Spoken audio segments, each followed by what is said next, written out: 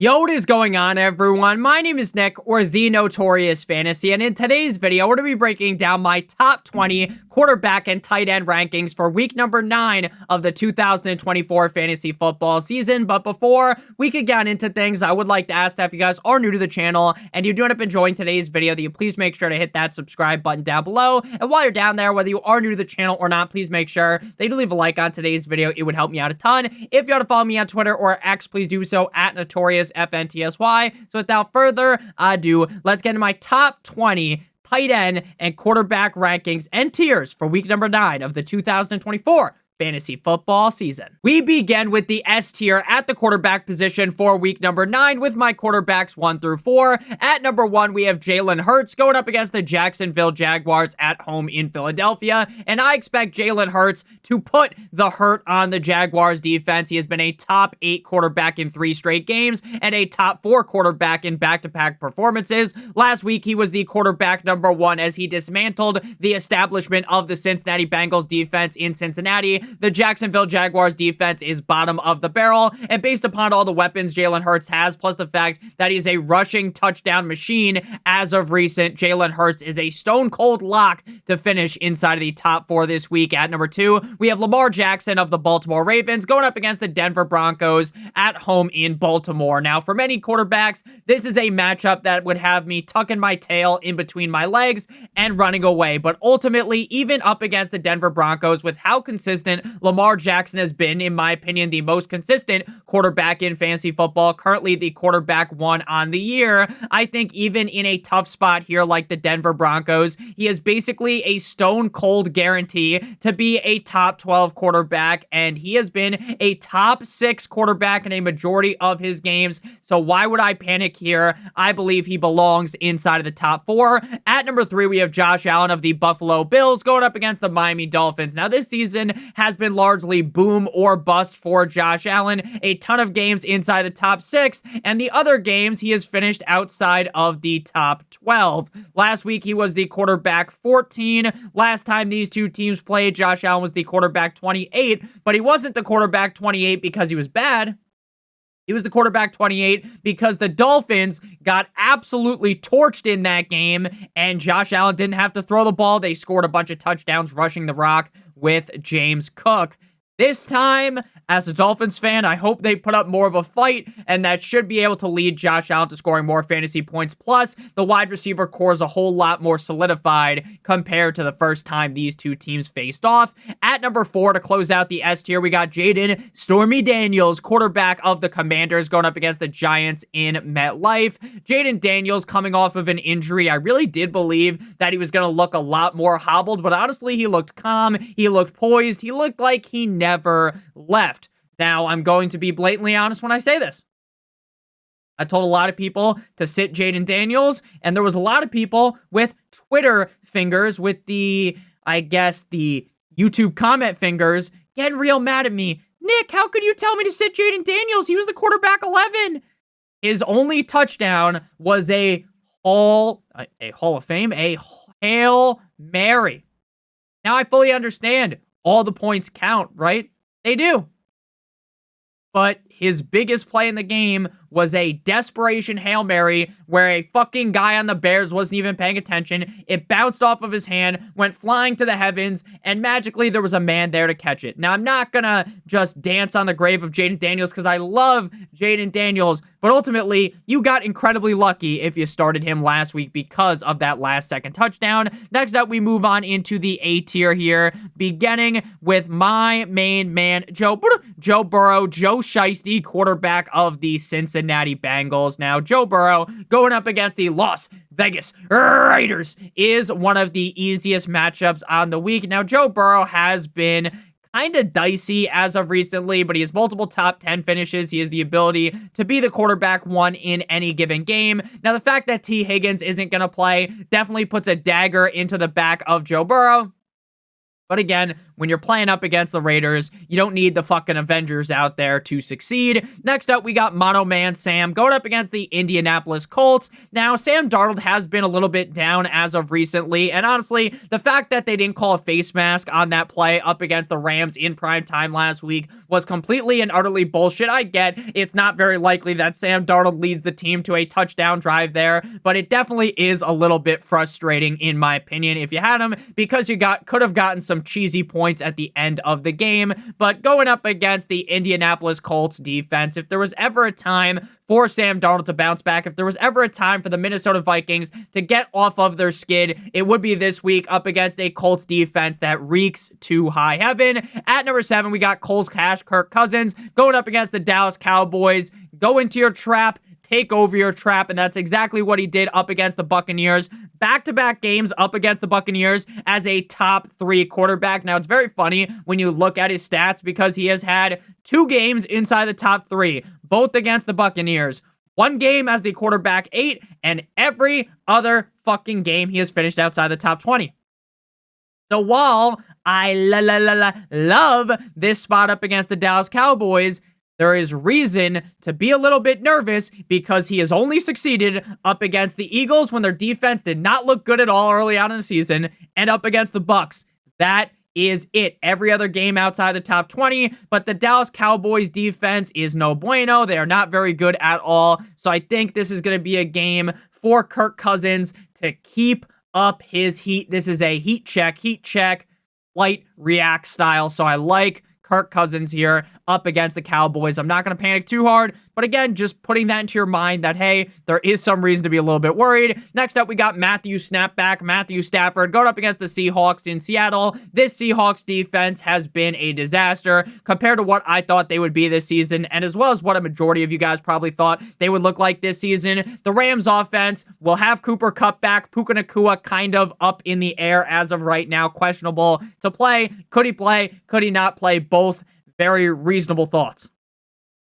Probably close to a 50-50, but up against Seattle, even if we don't see Puka Nacua shoot up, what's he, Christopher Moltisanti, suit up, going up against the Seattle defense, I'm feeling real nicey about Stafford, who was the quarterback 5 up against one of the best defenses in the NFL last week in the Minnesota Vikings. Now we move on into the 3rd tier here at the quarterback position, the B tier, with Dak Prescott, my quarterback 9, going all the way through my quarterback number 17. So this is a huge tier for a reason, because the S tier, very confident in them. The A tier, I like them a ton. And then we kind of got you start them. They could be anywhere from the quarterback 8 through 18, in my opinion. This is just a large tier of guys that I am fine playing, but I'm not excited as the guys ranked ahead of them. So Dak Prescott going up against the Falcons in Atlanta. Now, Dak Prescott was a garbage time merchant last week. Quarterback 18 didn't do jack shit except for throw the ball to the defense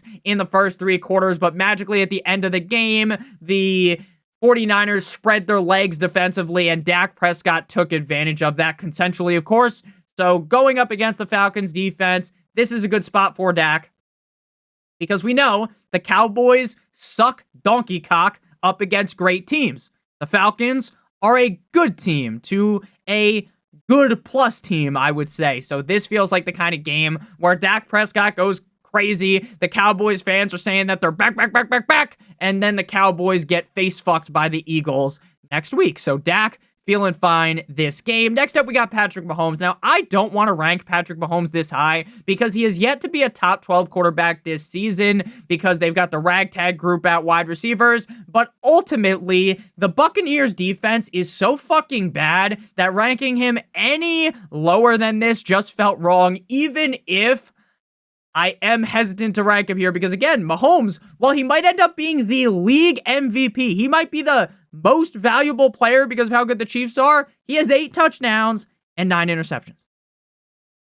8 touchdowns, 9 interceptions. If you count the rushing touchdowns, it's 9 and 9. Either way, that is so bad compared to what you would expect out of Mahomes. But this Buccaneers defense, again, they're so bad that you gotta like Mahomes. Next up, we got Kyler Murray, the short king. Despite the fact that Black Ops 6 dropped last week, he dropped his nuts into the mouth of my Miami Dolphins defense, and it didn't feel good. Back-to-back games inside the top 12. Kyler's another one of these guys that's been very, very inconsistent, and now he's going up against a tough Bears defense, so it is tough to read. But, and this is a big but, shout out to, let's go, Dua Lipa in today's video. Shout out Dua Lipa. I'm trying to do more with her than do a feature. Shout out to Jack Harlow.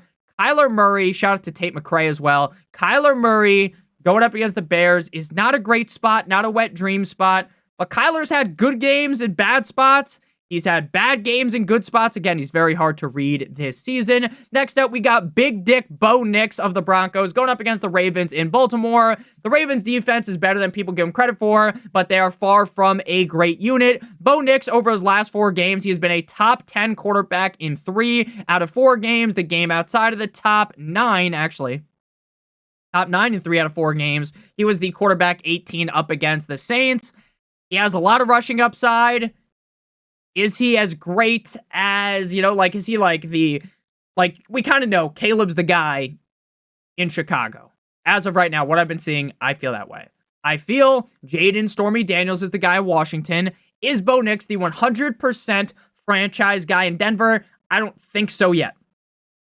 But he has looked good, and he's looked way better recently. The play calling has been way better recently. I feel way more confident in the Broncos than I did a couple of weeks ago. So if they're chasing the Ravens, which is entirely possible, this could lead to a game where Nix has 3 or more touchdowns. And again, with the rushing upside, I do like him here in this range. Next up, we got Jared Goff going up against the Green Bay Packers in Lambeau. Now, Jared Goff might be the only motherfucker that's ever thrown for 3 touchdowns, scored 3 total touchdowns in a game, and not been a top 12 quarterback because he was the quarterback 20, because he only passed for 85 yards. They threw the ball 15 times because they beat the brakes off of the Tennessee Titans. That was an embarrassing game. They hit the fucking take the L from Fortnite on their grave. This week up against the Packers, assuming Jordan Love Me Tender, Love Me Sweet is good to go. This should be a more competitive game, which leads to Goff playing a lot better. And Goff prior to last week was a top 11 quarterback in 3 straight games. Next up, we move on into Baker Mayfield of the Bucs going up against the Chiefs in Kansas City. Now, last week I was a lot higher on Baker Mayfield compared to consensus. Why? Because a lot of people are panicking. I'm going to lose my job, right? They don't have Mike Evans. They don't have Chris Godwin, so we got to panic, right? Wee woo, wee woo. DEFCON 1, right? Get real nervous. Or DEFCON 5. Fuck, I forgot which one's the worst one. But you get what I mean. Everyone's panicking. And I said, you know what? Baker has been so hot. Pause, right? He's been so great week in and week out. A top 7 quarterback in every single game outside of 1. So what's going to stop him? And up against Atlanta, sure, it was a prime Jameis Winston performance. 3 passing touchdowns, 2 INTs, but he was the quarterback 7. So while I am still definitely not going to pretend like everything is all fine and dandy for Baker, in fine matchups, he can get it done. Problem is this is not a fine matchup. This is up against the Chiefs, one of the better defenses in the NFL. So while I still know Baker's probably still going to be fine, I don't want to give him the Sukalamink special because, again, the matchup is tough. Next up, we got Jordan Love, who's got the big fat Q tag, groin injury, listed as questionable. He could play. He could not play. I'm as much of a doctor as Johnny Sins, so I'm not going to sit here and pretend like I know for sure. Feels kind of 50-50. If he plays, I think he'll be hampered, so I can't rank him way higher than this. I think the Lions defense is pretty underrated, but he should at least be a top 20 guy if he does play. Next up, we got Caleb Williams going up against the Arizona Cardinals in Arizona. But before we talk about Caleb, as well as Geno Smith and then Jameis Winston in the B tier, then we go on into the 4th tier, the C tier, and then we go into the tight end position. I would like to give you guys a quick word for our friends and our partner over at Underdog. If you're new to Underdog and sign up using promo code Notorious or by clicking on the link in the video description, you will get your free pick tonight. LeBron James, higher than half a total yard. You're going to total yard, half a total point. You match that with anyone in the NBA or in the NFL. If both your picks hit, you'll get 3 times what you put into your pick'em. If you do multiple other picks, all the picks have to hit, but the payout will be higher. If you're watching this on Sunday and you're like, Nick, LeBron already played, if you use promo code Notorious, you will get a quarterback higher than half of a total yard, and you match that with any other pick. Plus, you receive a first-time deposit offer of up to $1,000 in bonus cash. So again, make sure you sign up using promo code Notorious or by clicking on the link in the video description to claim your free pick LeBron James higher than half a total point, plus a first-time deposit offer of up to $1,000 in bonus cash. So when it comes to Caleb Williams, last week, I was banging the drum for Caleb Williams. I was talking up Caleb Williams like he is this phenom. He's been a top 6 quarterback in back-to-back games. Now they're coming out the bye up against the Washington Commanders. This is the wet dream spot for him. This is a spot where he fucking plants his flag as this stud quarterback, top 12 quarterback you want in fantasy football. You know what he does? He spits in my face. The Bears spit in my face because coming out the bye week, they were nothing short of limp dick. And Caleb Williams as the quarterback 28 was disgraceful. Disgraceful. I'm pissed at Caleb Williams, okay? But what I will tell you is I'm not going to let one game ruin everything because now he's going up against the Cardinals, a defense that... smell it through the screen. They reek to high heaven. Will I guarantee a win for the Bears? Fuck no, baby. But what I will say is I think Caleb Williams does bounce back, and he's not as much of a disaster as he was last week. But again, I'm not going to suck him off too hard here, give him the Huck to special because of what he did to us last week. We can't rank him higher than this. Next up, we got Geno Smith of the Seattle Seahawks going up against the LA Rams in LA. Another disgraceful performance. Caleb and Geno fucking sitting in a tree, and they're not KISSING. They are fucking your fantasy team in the ass without the use of lube. Because Geno Smith, quarterback 29 last week, he looked blind up against the Buffalo Bills. Quarterback 29, no touchdowns, 1 pick. The Rams matchup is great, but not having DK Metcalf, no Noah Fant, could be his demise, which is why I don't have him ranked higher. Final guy here, famous Jameis, eat a W. Winston going up against the Los Angeles Chargers. Quarterback 10 last week. Jameis, with his LASIK eye surgery, is a whole different man. He looked downright fantastic in that game up against the Ravens. 3 tugs, 0 INTs, 330 passing yards, 3 touchdowns. That's a new record in Cleveland because Deshaun Watson, I don't think he ever did that. And 3 tugs wouldn't be a new record, though, because Deshaun Watson gets those every single day. So going up against the Chargers, I don't love it, which is why I've got it ranked lower. But in more positive matchups, we got to be feeling Jameis, pause, as a top 12 option, just not right here. Next up, we move to the 4th tier here with Tua Tagovailoa, more like Tua turning the ball over whenever he plays the Buffalo Bills. And then cool Joe Flacco. We're going to keep things simple here for Tua. Didn't look the best last week up against the Cardinals. They lose. He fumbles the fucking snap. I know it was a heat-seeking missile coming from the center, so I'm not too mad at him. But the way he talked at the press conference this week, like, oh, you guys should try and stand back there and catch the ball. Tua, I don't get paid $8 gazillion like you do. I love you. I'm not going to sit here, no Diddy, I'm not going to sit here and pretend like I don't like Tua. He's my favorite quarterback. He's on my Miami Dolphins. I'm going to root for him.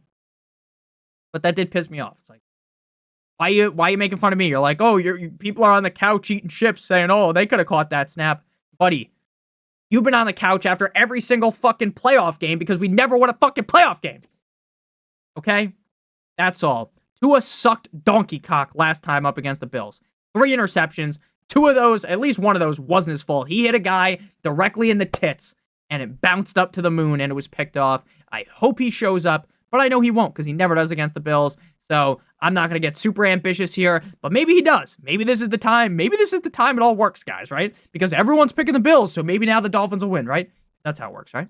Next up, we got Joe Flacco. Cool Joe Flacco going up against the Minnesota Vikings in better matchups, just like Jameis. He'll be ranked higher. He has looked solid this season. When he was a starter, he was a top 18 quarterback in every single game. But again, he's yet to face a defense like the Cold like Minnesota Vikings. Now we move on into the tight end position here. And who doesn't love a nice tight end? I know I do.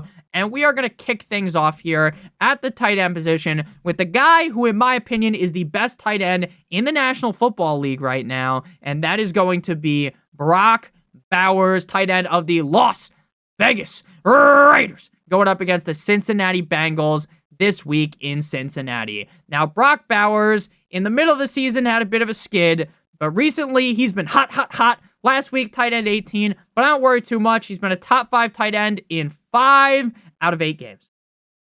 As a rookie, that is unheard of. I think him and George Kittle are the contenders for the number 1 and the number 2 tight end spot. Kittle, though, not playing this week. He's on bye. So we're talking about Brock Bowers. Again, I'm not trying to suck this guy off, suck a golf ball through a garden hose for him, but ultimately here, even with the Raiders offense being a disaster, with no Davante Adams, this motherfucker could get 10 plus targets in any given game. The Bengals defense is no bueno, so I love Brock Bowers this week. Next up, we got Travis Kelce, Mr. Swift, going up against the Buccaneers. The Buccaneers defense, again, not very good. The wide receiver core in Kansas City, there's a lot of question marks, like, hey, can Worthy really be the guy? And D-Hop step up in his second game there. Juju, is he going to play? Is he not going to play? Justin Watson, that guy fucking sucks. So Travis Kelce is going to see a bunch of volume. Over the last 4 weeks, 3 games with over 9 targets. Been a top 5 tight end in 3 out of 4 games. You just got to feel good about Kelce. At number 3, we got David Njoku going up against the LA Chargers with Jameis Winston. Everything is better because the offense is better. And the reason why I didn't like David Njoku in the summer was because Deshaun Watson with David Njoku, it did not work. When Flacco was under center last year, it was beautiful. It was like the first time you laid your eyes on a nice pair of titties. But now, it's so much better. Deshaun Watson was so bad. David Njoku is now saved by Jameis Winston. Next up, we got Trey McBride going up against the Bears. He destroyed my Dolphins defense. It made me very sad. He was wide open on every single play. He had over 100 yards. Still yet to score a touchdown this season, which keeps him out of being like a top 3 guy. The matchup against the Bears isn't the best, but he's very consistent, so he belongs in this range. Next up, we move on into the A tier, headlined by Cade Otton going up against the Chiefs. I don't love the matchup for Otton, but he's been a top 5 tight end in back-to-back games. 10 targets in back-to-back games, no Mike Evans, no Chris Godwin, means a whole lot of volume for Otton. At number 6, we got Evan Ingram, Eazy-E, going up against the Philadelphia Eagles. No Christian Kirk, potentially no Brian Thomas Jr. I know the Eagles defense has looked better, but Evan Ingram, another guy that's just going to inherit a bunch of targets. Next up, we got Jake Ferguson going up against the Falcons in Atlanta. Back-to-back down games. Again, the Cowboys do not perform up against great teams. The Falcons are not a great team, so Fergie's going to bounce back as a top 8 option. At number 8, we got Mark Andrews going up against the Denver Broncos. 3 straight games inside the top 11 after the first 4 weeks of the season were nothing short of a disaster. He put up a goose egg in back-to-back weeks for week 3 through 4, but week 11. Tight end 11 last week, tight end 3 the week prior, tight end 6 the week prior than that. The targets haven't been voluptuous. The Broncos matchup is far from the best, but if Lamar keeps finding him in the end zone, 4 touchdowns over the last 3 weeks, it doesn't take a rocket scientist to figure out that you might want to start Andrews. Next up, we got Kyle Pitts, who scored 2 touchdowns last week, even though one of them was a Makai Corley scenario where he dropped the ball on the 1-yard line, but for some reason, it was a touchdown. And as a Pitts owner, I was getting so mad. I'm like, Deshaun Jackson 2.0. Why did these players do this? You just walk into the end zone, then you can drop the ball. You don't need to be so stylish. Oh, it was so easy. Look at me dropping the fucking ball. I'm so fucking cool. It's not cool. You know what's cool? Scoring a point. If I was in the NFL, I wouldn't even drop the ball until I got past the goddamn fucking field goal post, okay? But I'm not in the NFL. And these guys are better athletes than I am. But don't do that. Don't drop the ball before you pass the plane. Not difficult. Top 13 tight end in 4 straight games. Kirk Cousins looking great. think it's finally Kyle Pitts' year. Next up, we move on into the B tier, headlined by Tucker Kraft Mac and Cheese, going up against the Lions. Tucker Kraft is another one of these guys that's kind of just like a top 12 guy every single week. You know the team wants to use him. You know the team likes using him in the red zone. He has 5 total touchdowns on the season, 5 total touchdowns over the last 5 weeks. Jordan Love might play, might not play. If Jordan Love doesn't play, though, we drop Tucker Kraft down the rankings. Next up, we got Sam Laporta. Now, Sam Laporta is a bust, right? It's no nut November, so hopefully he doesn't bust this week. But let's be honest with you, he has been a bust. Last week, though, he rose like the Dark Knight, right? 6 of 6 for 48 yards and a touchdown.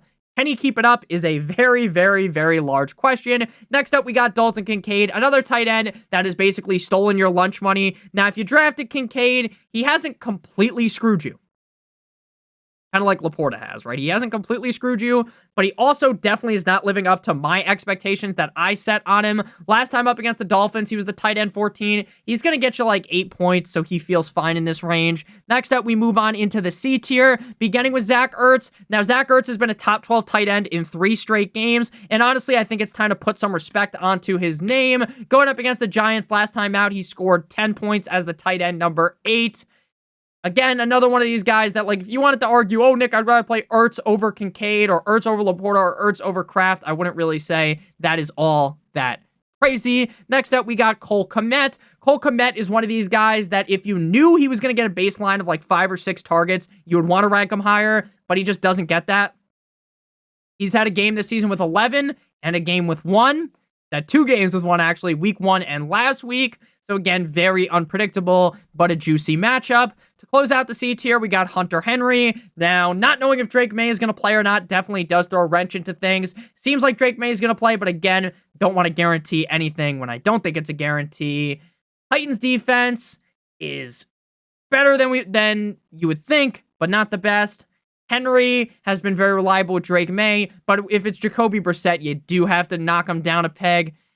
Next up, we move on into the 5th tier here, the D tier, with Jonnu Smith of my Miami Dolphins. Last time against the Bills, Jonnu Smith had his best game of the season, or second best game. It was the tight end 6. His best game was up against the Colts in week 7 as the tight end number 2.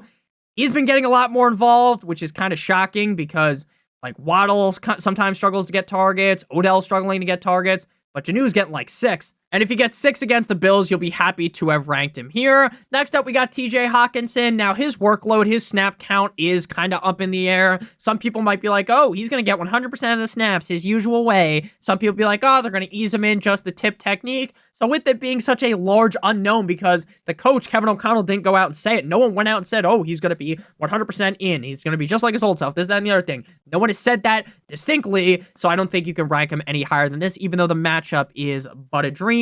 Next up, we got Will Dissly going up against the Cleveland Browns in Cleveland. Will Dissly has had 7 or more targets in back-to-back weeks. He's not very good, though, and they don't really throw the ball a lot, so that's a big question mark. And then final tier here, we move to the E tier, headlined by Isaiah Likely, who has been like Waldo, right? Where is he? He comes out the gate on fire, 9 receptions, 12 targets, 111 yards, and a tug up against the Chiefs. But ever since then, besides a game up against the Bengals in week 5, where he had 3 catches for 13 yards and 2 touchdowns, he has been invisible, doing his John Cena impression. You can not see him. Final guy here, Mike Likiamagasicki. Can't rank him higher.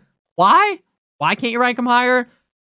Because they still use Eric All a ton, and Eric All might outsnap him, but he did get 8 targets last week, and the matchup's good here against the Raiders. Thank you guys all so much for watching. If you ended up enjoying, make sure you guys hit that subscribe button down below while you're down there, whether you are new to the channel or not. Make sure you guys do leave a like on today's video. It would help me out a ton. Check out Underdog, link in the video description, or using promo code Notorious to get your free pick, plus a first-time deposit offer of up to $1,000 in bonus cash. Check out one of the videos on the screen if you haven't seen already. See you guys tomorrow, live in the morning around 12, 1 hour prior to kickoff at 1 p.m. Eastern Standard Time. Love you guys more than you will ever know. Hope you have a great one. And as always, good boy.